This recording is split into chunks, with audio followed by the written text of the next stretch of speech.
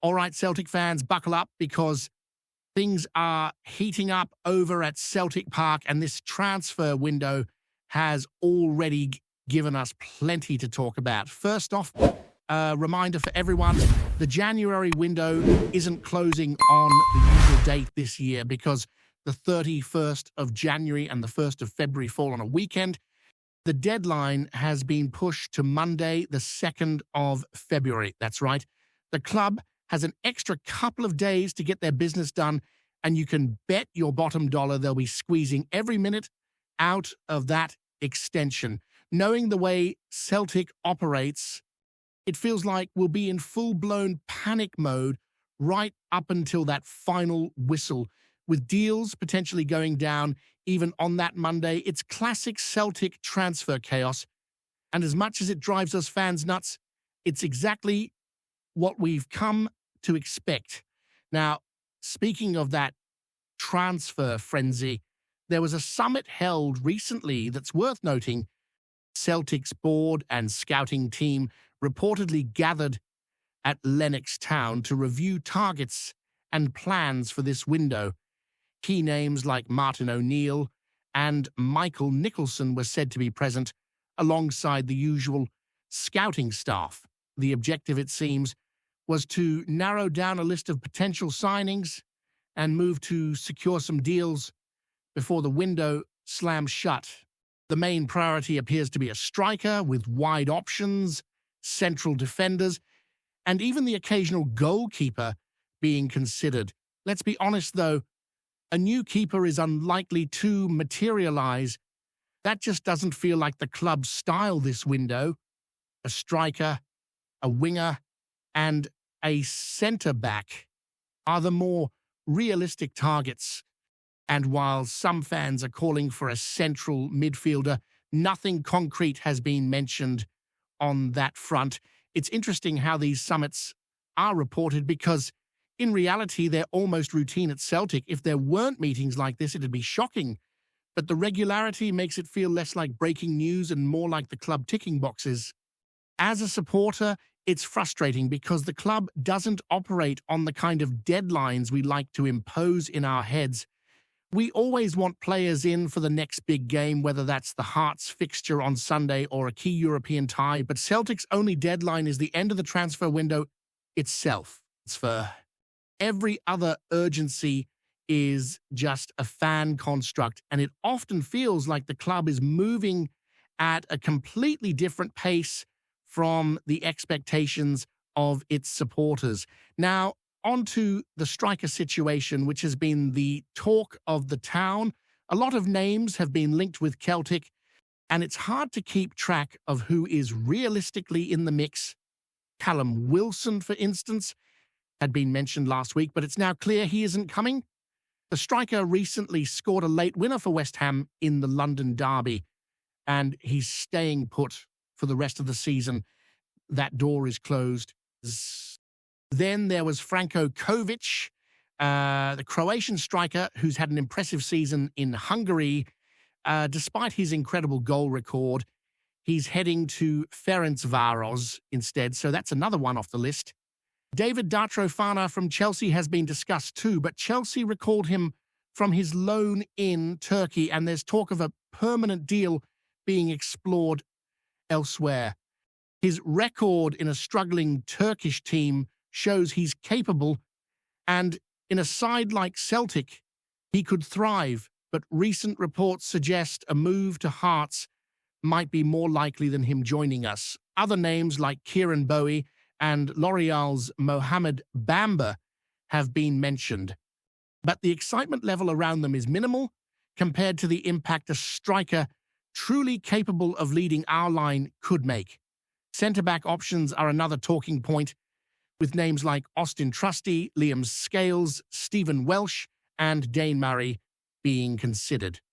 There was also some chatter about Aurélie Amenda from Frankfurt, but with managerial changes there and upheaval in the club, that deal seems unlikely. Looking at the squad, while some reinforcement at the back would be welcome, the midfield feels more pressing. Adding a creative or industrious midfielder could make a bigger difference than just bolstering the centre-back options, given the number of clean sheets we've managed despite a slightly patchy defensive setup. When it comes to wingers, Ignacio Nacho La Quintana, Uruguayan playing in Brazil, was on the radar, though it's unclear if he's still being pursued after managerial changes at Celtic. Meanwhile, Tawanda Masisi from Motherwell is generating some chatter. Martin O'Neill and Mark Fodrum were spotted at a Motherwell Cup game, reportedly keeping an eye on the winger's performance. Masisi impressed at AFCON for Zimbabwe, and with a bit of skill and pace, he could add that spark out wide which Celtic has been missing. There's even speculation about including Stephen Welsh in a potential deal, though he can only play for either Celtic or Motherwell this season, limiting his immediate options. Off the field, there's been some eyebrow-raising developments too. A reported approach for Joel Perro at Leeds United was apparently met with amusement by their board, highlighting the sometimes chaotic nature of Celtic's dealings. The relationship between Leeds and Rangers, both part of the 49ers group, means such a move was seen as bizarre, if not entirely naive. It's yet another example of Celtic decision-makers potentially misjudging situations and coming across as underprepared in the eyes of other clubs. Fans have grown used to this kind of drama, but it's worth noting that it's not just on the pitch where Celtic's reputation for unpredictability shines through. As the team gears up for the upcoming Bologna match on Thursday night, these transfer stories continue to dominate conversation. The striker hunt, potential midfield reinforcements, wingers who could change the dynamic of our attack, and defensive options all remain in play. Celtic supporters know that deals can come down to the wire, and the drama of the window is far from over. Every day brings fresh rumours, last-minute shifts, and the tantalizing hope that a key signing could appear just in time to make a difference on the pitch. The way Celtic navigates this final stretch will have a huge impact on the squad's competitiveness for the rest of the season, and supporters will be watching every development with keen interest. Moving on from the striker and winger discussions, the midfield situation is starting to look a bit more pressing. Celtic have been linked with a number of creative midfielders, though nothing concrete has emerged yet. Supporters are understandably frustrated, especially given the lack of a clear plan to add someone who can dictate play in the middle of the park. The team has been coping, but the gaps are evident in matches where possession control and transition play could make all the difference. Fans are desperate for someone who can link defense to attack with intelligence, someone who can see the runs of forwards like Johnny Kenny and set up scoring opportunities consistently. At the moment, Celtic are relying heavily on existing squad members, and while loyalty is commendable, the window is about improving the squad depth and quality to maintain competitiveness across all competitions. The rumours around Ignacio La Quintana have calmed down, but he remains a name that pops up every now and then. The Uruguayan winger has impressed in Brazil, and his style, quick feet, direct runs, and the ability to beat a man could fit perfectly into the style Celtic are trying to implement. Whether the current management sees him as a priority or not is unclear, but supporters are keeping a close eye. Similarly, Tawanda Masisi of Motherwell continues to generate conversation. His performances at AFCON for Zimbabwe were eye-catching, and he has the ability to stretch defenses and deliver quality balls into the box.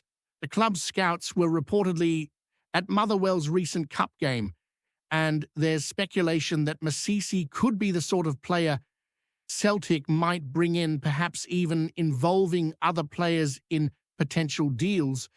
His energy and pace would inject some dynamism into a squad that has sometimes looked predictable in wide areas, turning back to defensive matters. While the centre-back situation hasn't been drastically urgent, it still demands attention. Austin Trusty, Liam Scales, Stephen Welsh, and Dane Murray are the names circulating, but none scream long-term solution. The potential approach for Aureli Amenda from Frankfurt appears to have cooled off, particularly after managerial changes at the German club. A new head coach often shifts transfer priorities, so it seems unlikely that Celtic will land him now. That leaves the squad with current options, which are serviceable, but not exactly inspiring. The club may still push for defensive reinforcement, but the sense is that midfield creativity and attack are far more urgent areas to address before the window closes. Then there's the ongoing chatter about possible departures. Ari Engels, for example, has been linked with RB Leipzig as part of potential summer or winter plans. While the player is under contract until 2028, the German side reportedly views him as an option if their first-choice targets aren't available. Celtic fans can breathe easy for now, as a winter exit seems unlikely, but the story underscores the constant uncertainty that surrounds the squad. Every player's position feels tenuous, with the club perpetually weighing potential sales, loans, and permanent deals against the immediate needs on the pitch.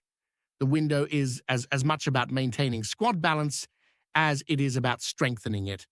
Meanwhile, the attempted approach for Joel Perro at Leeds United highlighted the sometimes chaotic nature of Celtic's dealings off the pitch.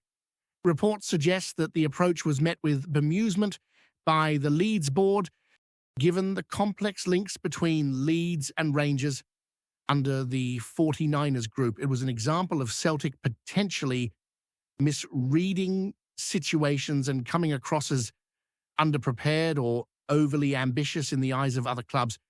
For supporters, it's frustrating, but also part of the theatre of being a Celtic fan during a transfer window.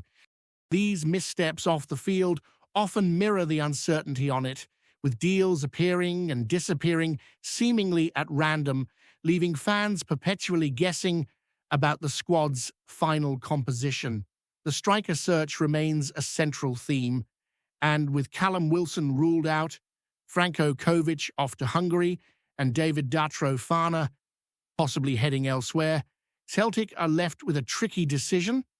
The board will need to be shrewd, balancing player quality, affordability, and adaptability.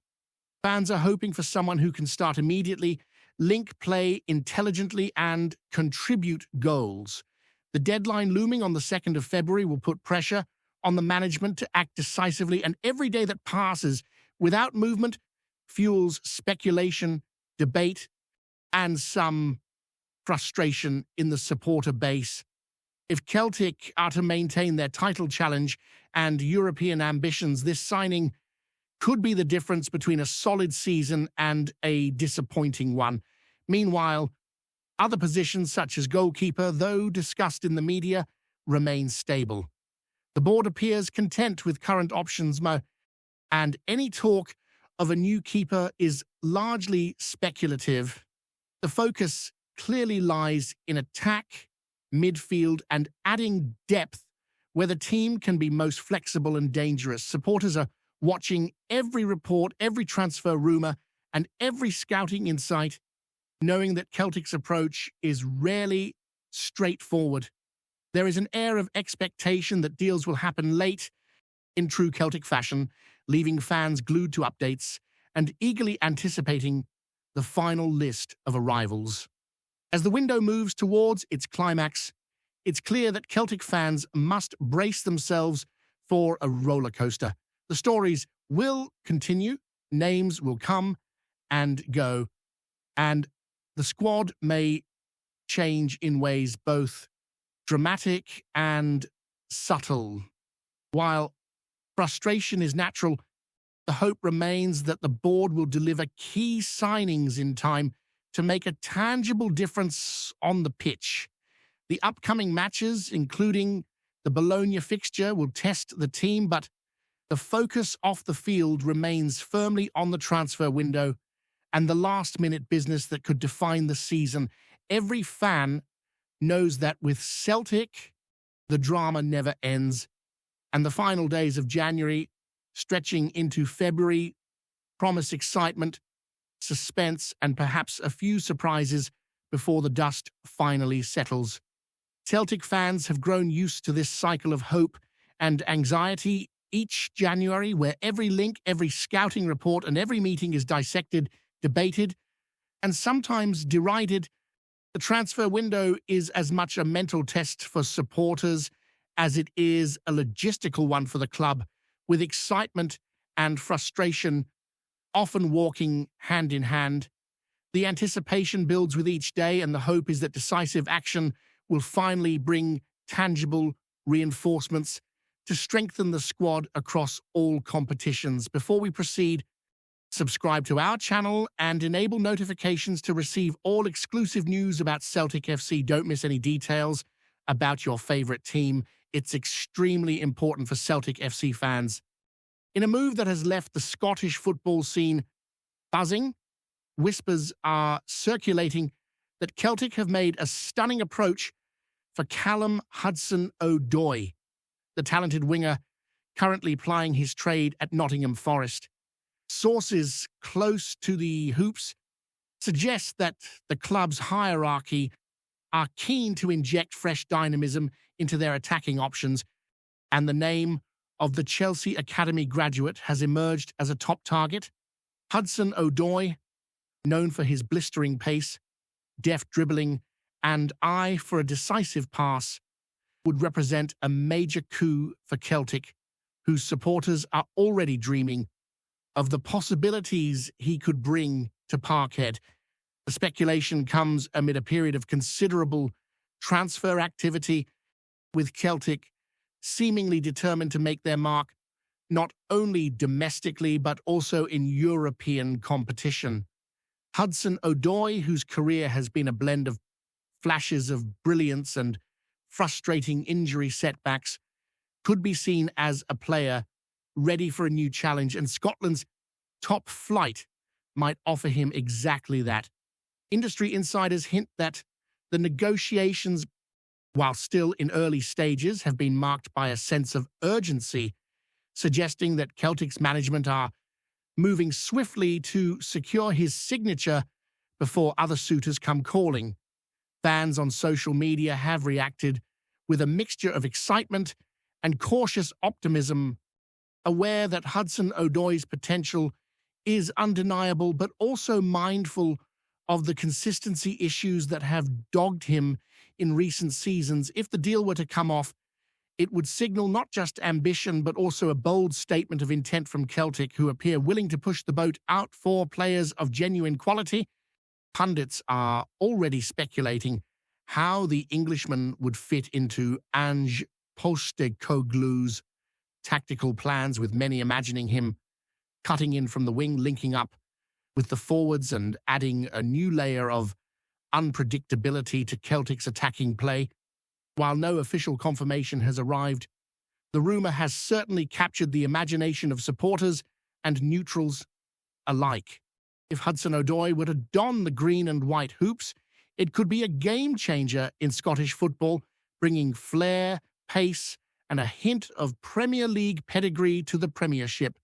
As the saga continues to unfold, all eyes remain on Parkhead, where whispers of a marquee signing are steadily growing louder. Could this be the start of a new chapter in both Hudson-Odoi's career and Celtic's ambitions? Only time will tell, but for now, the mere prospect is enough to set tongues wagging across the Scottish football community. Hello, fan. Don't forget to like and subscribe to the channel, as it means a lot to Celtic FC. Also, share your opinion about the news in the comments below. See you in the next video.